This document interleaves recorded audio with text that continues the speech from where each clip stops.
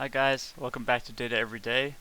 Today we'll be looking at a data set of a census income, and it's basically just a lot of census data, and we'll be trying to predict whether or not someone's income is above 50,000 or below 50,000.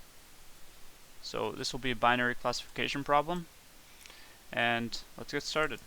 So you can see right away I have our imports. I've just written them out already so we don't have to import as we go. We have NumPy, Pandas, Matplotlib, and then for pre-processing we'll be using label encoder, min-max scaler, and train test split from sklearn. For training we'll use TensorFlow neural networks. So let's import that and get started pre-processing the data. Actually, first let's load in the data using Pandas read CSV function. We can get the file path right over here. Copy file path, enter, and then just take a look at it. So here it is. You can see we have 32,000 training examples and 15 columns, and one of them is going to be our label column right here. So we have 14 features in total. You can see it's a mixture of numerical features and categorical features, so we'll have to treat each one separately. But in pre-processing the data, the first thing we should do is look for missing values. Well, really the first thing is to look if there's any columns that we don't need. And with this particular data set, it looks like every column is useful in some way. So there's no reason to drop any of these columns. But let's look at the missing values by calling the isNA function. That will give us a data frame where we'll have a true value only if that particular value is missing, or NA, not NaN, any of those. We can sum across the rows to get the number of missing values in each column. And as we can see, it says that we have no missing values. However, if we look up here, you can see there's these question marks. And it looks like whoever created the dataset used question marks to denote a missing value. So the isNA function isn't going to help us here. Instead, we'll do this, data dot isin. And we're checking if a question mark is in the data. That will give us the same thing as the isNA gave us, except here, true means there's a question mark there. And you can see there's a true every time that a question mark pops up. So if we get the sum across rows, we can again see how many question marks we have in our data. And it looks like there's only three of those have missing values. So work class, occupation, and native country. And the way we deal with these missing values is going to depend on what kind of data is stored in each of those columns. So if we just take a look at a work class, actually we can just look up at the data again, and we just bring it in again. Okay, work class looks like it is a categorical variable. Occupation, also a categorical variable. And native country, also a categorical variable. So we're not going to be doing any mean imputing on this on these columns because there's no numerical data to compute the means. So what we can do then is we want to check, are these nominal features, which means are we going to one-hot encode them? Because if we one-hot encode them, there's a very easy way of dealing with the missing values, which is just the one-hot columns will have zeros for all of those unique values. So the way we can find that is let's take a look at what are the unique values in each of those. So unique values in work class, is there any order to these values? No, there's no order here, right? Private is not greater than state.gov, so that won't work. So this is going to be a one-hot column, and that's very useful, because all that means is we won't have to worry about filling in the values ourselves. Then what's the second one? We have occupation. My guess is this is also a nominal feature, and sure enough, there is no order between these. And last is native country. Do we even have to check that? I'm pretty sure that will also be nominal. Sure enough, there's no order. So these are, this is great. This means we don't have to worry about imputing the values here. So let's go ahead and change the question marks into actual missing values, the numpy.nan value. So we can just say data.replace, and we're going to replace a question mark with np.nan. Data will just be that. So now if we call data.isNA.sum, we should get the same thing as this. Right. So now instead of question marks, we have NA values in the same places.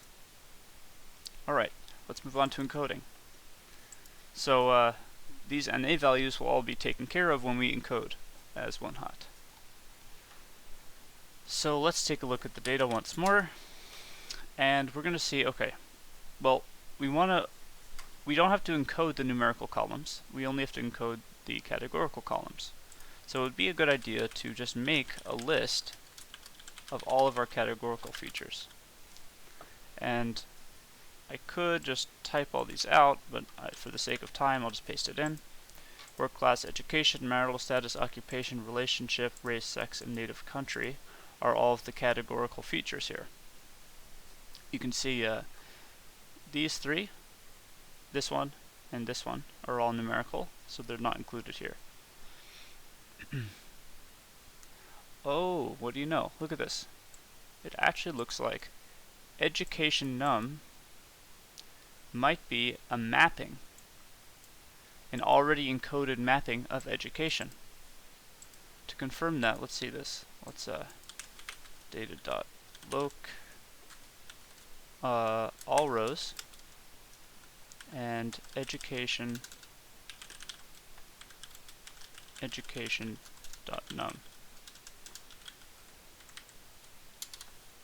So we can see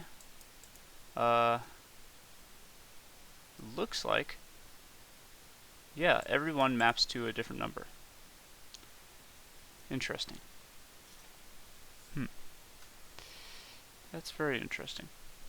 Because what I had done was I had actually made it an ordinal feature and re-encoded it myself. But let me just take a look. No, don't worry about it. I think we'll just use education num. So we actually should drop education. So up here we'll do it. Data.drop education access 1 in place true. Okay, so now take another look at our data. We can remove this.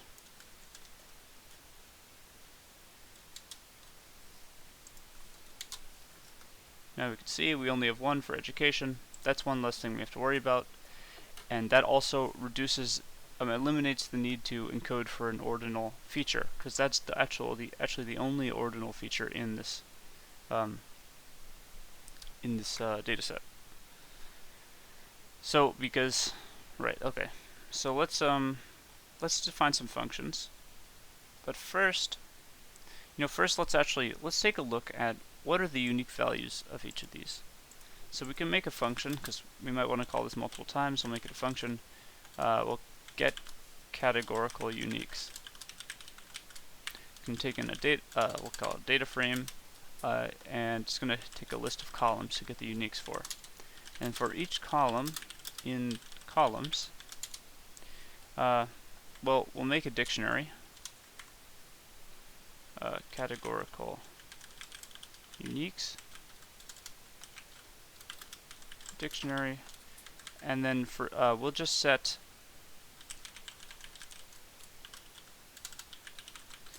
that particular column.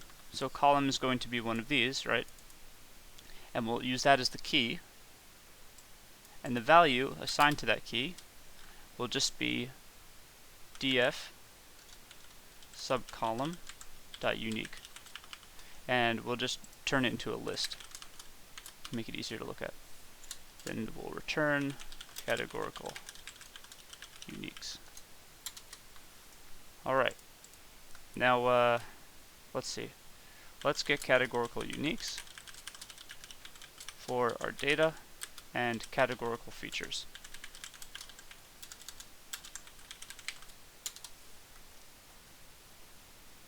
Nice. And you know, I just realized this should probably just be called get uniques, because this is generalizable. Just to be nice here, we'll just keep it like this. So you can take this and use it in anything you want. Oh yeah, this is get uniques. Okay. So basically, it's going to have a dictionary in which it shows us the column name and then a list of all of the unique values in that column. And this will allow us to figure out which of our features are categorical, which of our features are nominal, which of them are ordinal, and which of them are binary. So we can create 3 lists here.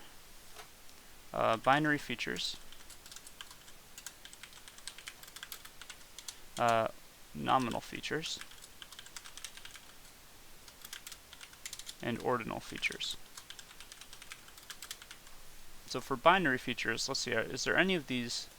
You know, let's just go down the list. Work class, this is definitely nominal, right?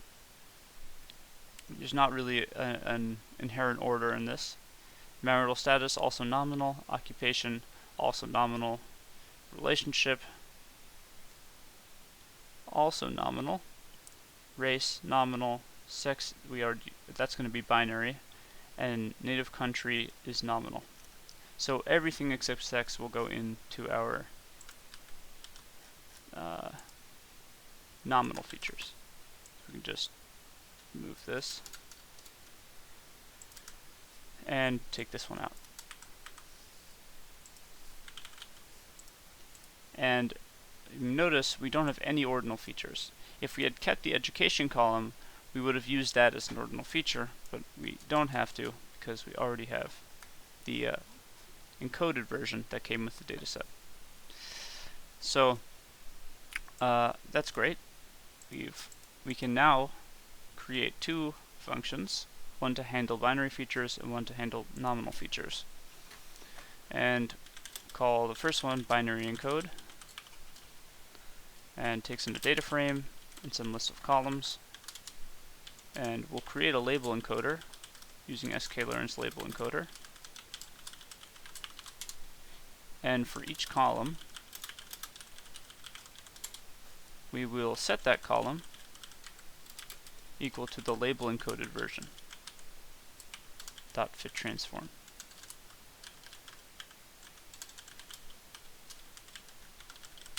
So this will take our label encoder object, it will fit it to the data, this column in particular, right? Then it will transform that data and send it back into the original column. Then we just return the data frame. Okay, then we'll have a one-hot encode, which takes in some data frame and some list of columns. And for each column, we'll create the dummies matrix, dummies data frame, using the pandas.getDummies of that column. And if you're not sure what that does, if we take the, for example, let's use occupation.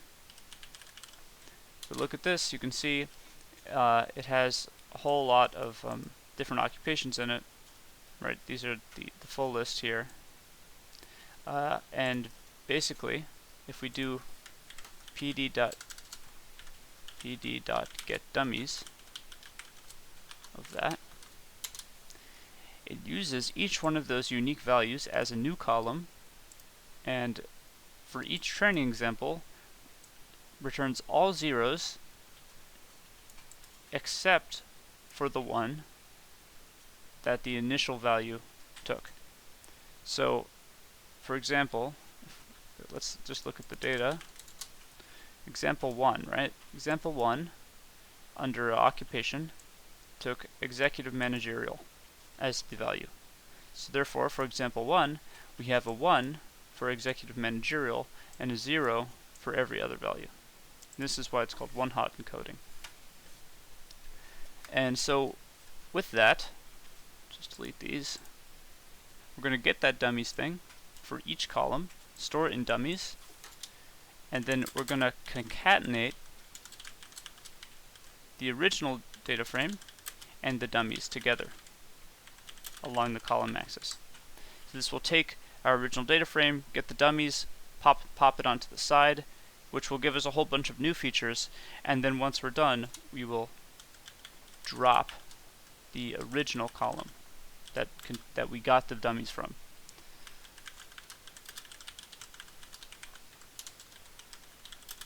Okay, and we would also create a function for dealing with nominal encoding, but we don't have to do that today because we don't have any nominal features. So that's good. Now we can just encode the data as we need with these functions. So binary encode on data, and we'll put in binary features. Even though there's one, this will work. And then we'll do the same thing, except we'll one-hot encode the nominal features.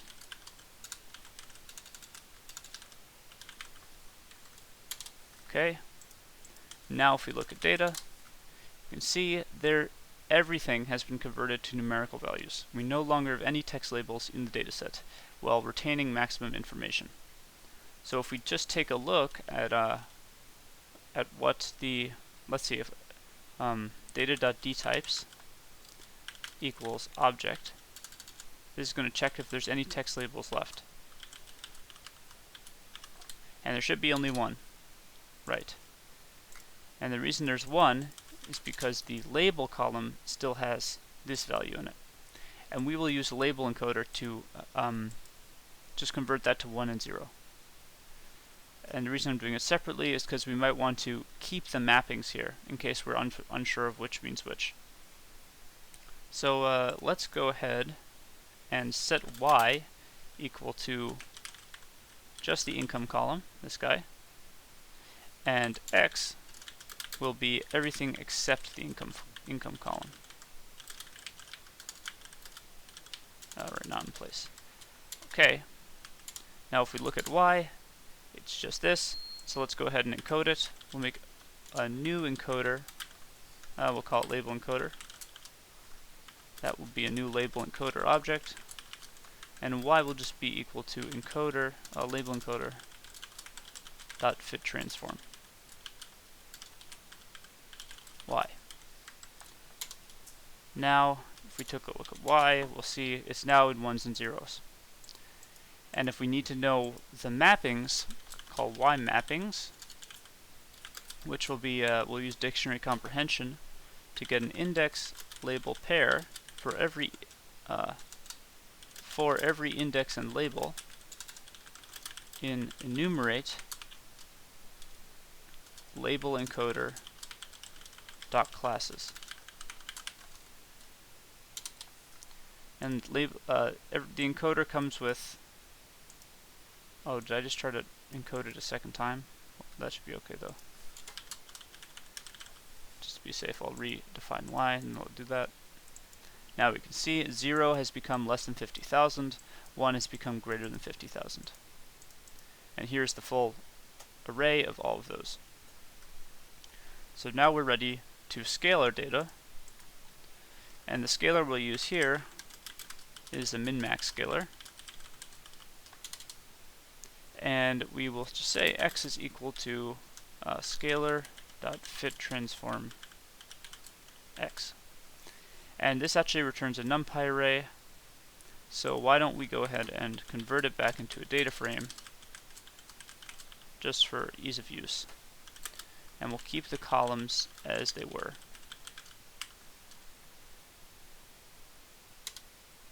Now, if we just take a look at what x looks like, see everything now takes on values between 0 and 1. Min-max scalar just finds the min and max value of a column, and compresses all the data down so that the minimum now lies at 0 and the maximum lies at 1.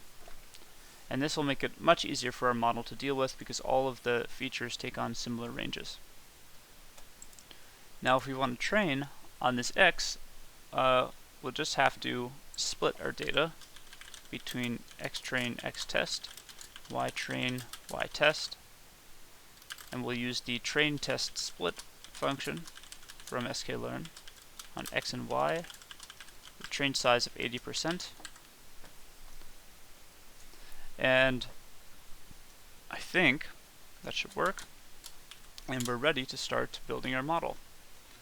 So as I mentioned earlier, we'll be using a TensorFlow neural network, and we can define our inputs layer as the first layer of our neural network, which will just be a tf.keras.input layer, and we'll define the shape as going to be the number of features that we're going to feed in, and that is 88. So 88 long vector, and then our next layer will be tf.keras.layers.dense, so a dense or fully connected layer. We'll give it 16 nodes, 16 activations, and an activation function of ReLU. And we'll pass in the inputs, and then we'll do the same thing for the next layer, except we'll pass in x. And for our output layer, will be tf.keras.layers.dense again, except this time we're only returning 1. Because this is binary classification, we don't actually need to return 2. We can just return 1, which will then be converted into a probability estimate for the positive class. And the activation will be sigmoid. We'll pass in the x here. For binary classification, sigmoid is best. Okay, model is going to be tf.keras.model, which will take in the inputs as we specified and the outputs as we specified. Then we will start compiling our model. First we can define our optimizer and our metrics. So our optimizer is going to be tf.keras.optimizers.atom. We'll give it a learning rate of 0.001, and our metrics will be a list of all the metrics we'll use. So we'll get accuracy and area under the curve of the ROC curve. And the reason we'll do that is because we may have skewed classes. And I actually haven't checked yet. I probably should have checked first, but we'll just return both of these metrics just so we can get a sense of what's going on. So tf.keras.binary accuracy will be the first. And we'll give it a name, ac, and then after that we will do tf.keras. This should be .metrics. And this will be .metrics.auc. Give it a name, AUC. That'll be good. Then we'll compile our model. Model.compile with the optimizer as we specified. And the loss function will be binary cross entropy. And our metrics will be as we specified. Alright, now for fitting the model, we'll declare a batch size. We'll make it 32, and number of epochs to train for, make it 100. And then we'll store the fit history in a history object, which will be model.fit, and we'll train it on the xtrain ytrain train set. And the validation split will be 20%. And the batch size, right, will be as we specified, and the epochs will be as we specified. Alright, and let's just turn off verbose mode so we don't clutter up the notebook. Alright. And we didn't put a comma. Alright, and that's training. While that happens, let's go ahead and start plotting our results. So if we'll just set up the figure size to start. We'll make it a 14 by 10. And we can create our x-axis and y-axis values. For the x-axis, we'll have an epochs range, which will just be a range from 1 to the number of epochs plus 1, which is the true number of epochs, since range starts from 0. And for the y, we'll have a train loss. So we'll be plotting the train loss and the validation loss over the number of epochs.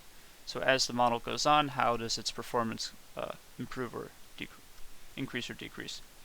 So train loss will be our history object that we created. That has a history attribute, and we'll index it at loss. That will give us the train loss as a list over the number of epochs. And we'll do the same thing for the validation loss, except we index at val loss. And this will be called val loss as well. Now, we can plot on the x-axis. On the x-axis, we'll have epochs range, and on the y-axis, we'll have train loss.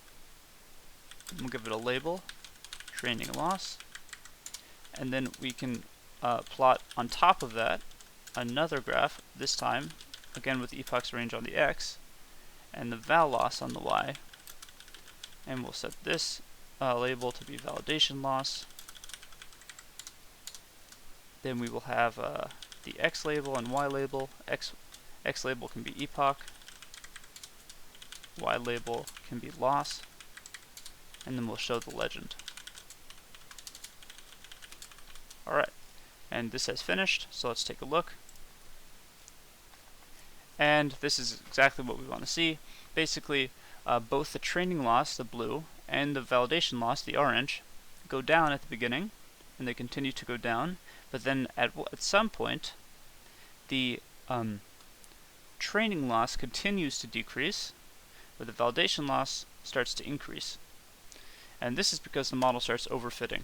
Right? Eventually, if you train a model long enough, it will start to overfit because it just starts memorizing the data set and will fail to generalize to new examples. As you can see, it's getting worse at predicting unseen examples and getting better at predicting examples it's already seen. So let's find what is the number of epochs that we should train it for to get the lowest possible validation loss. And we can get the exact value of this graph, although it may be a bit inaccurate because there's some noise here. But we can get the np.argmin of the val loss, which gives us epoch number 26 had the lowest, which looks like this guy right here. And that looks pretty good. I mean, let's try to see without the noise what it might look like. It looks like around there, right? Let's do 25 to be safe. Okay. So, we'll just do 26. We change epochs to 26, retrain the model, and then let's evaluate the model when it's done on the test set. And is this finished yet? Should finish soon. There's a lot of training examples, so it's going to take a bit of some time, but you saw that the 100 epochs were able to train while we were coding this, so yeah, it's finished now. Let's just take one more look at the graph, and it goes down and does not start to rise, so this is good. And if we evaluate it, we get an AUC of 0.89. And this is very good, right? This an AUC of 0.9 is exceptional. This means we were very good at classifying effectively. And the reason I didn't put stress on accuracy here is if we look at y, if we look at this, y is just basically a vector of ones and zeros. So if we sum across it, we'll get the total number of ones, which is 7,841. And if we divide by the total number of examples, the length of y, we should get the percentage of positive values. So you can see that only 24% of our data set is positively labeled. So accuracy isn't really concerned about that. Accuracy just looks at whether or not you classified like total number of correct over total number. So if, let's say for example, we predicted 0, y equals 0 for every single example, then we'd still get an accuracy of 76%. You see, even though we would completely fail to complete the task. So AUC is a much better estimate of how we're doing And you can see this is a very good value, quite good. So I guess that concludes today's video. Thank you so much for watching. If you enjoyed, make sure to subscribe, hit the bell, and leave a comment below with any suggestions for the channel. I'll see you guys tomorrow. Have a great day.